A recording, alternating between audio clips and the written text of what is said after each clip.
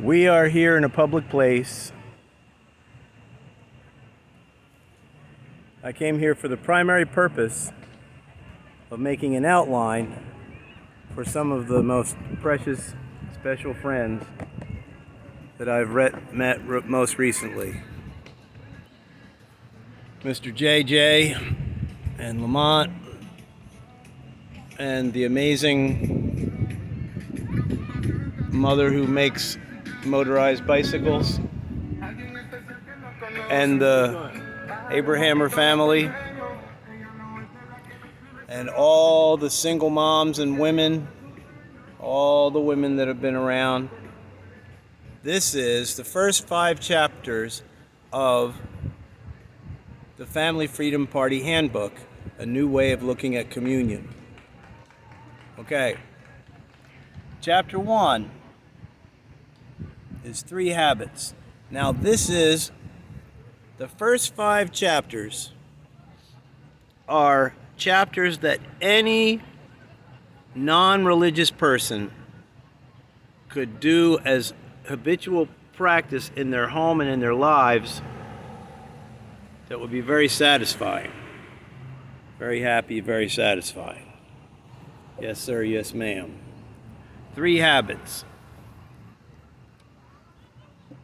Now, I toured through the church mess in America for many, many years to try to find out how we could have fun, how we could have a pleasant and enjoyable family lifestyle being devotees of truth. So 3 habits.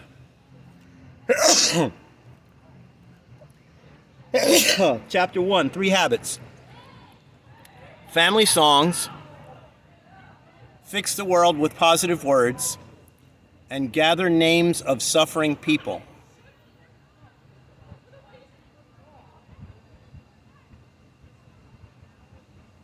And there's a lot of things to say about those 3 things.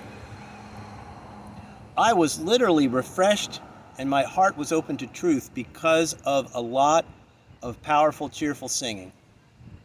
Then, the concept of fixing the world, I discovered that the people who are supposed to be friends of God, the Spirit, and Jesus, those people are supposed to take time every day to speak positive words over all the different types of people in the world.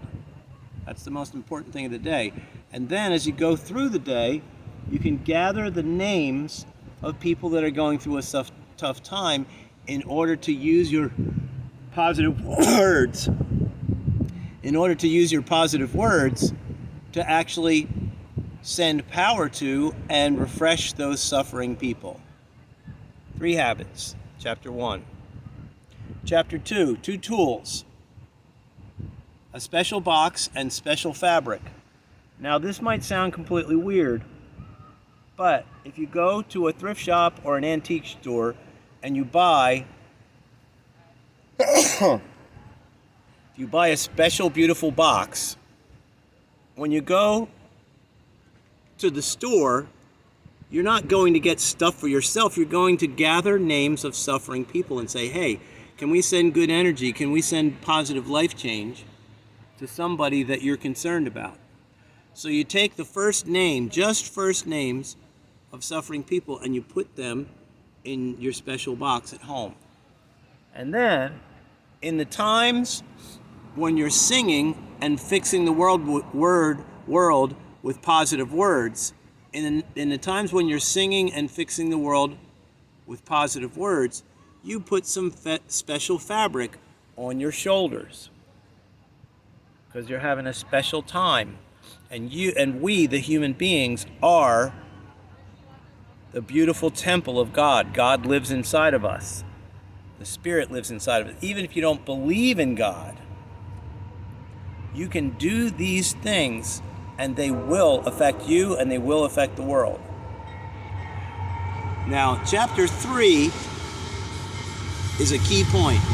We learn to enjoy admitting our faults, admitting our weaknesses, and admitting the areas where we're a little bit crazy.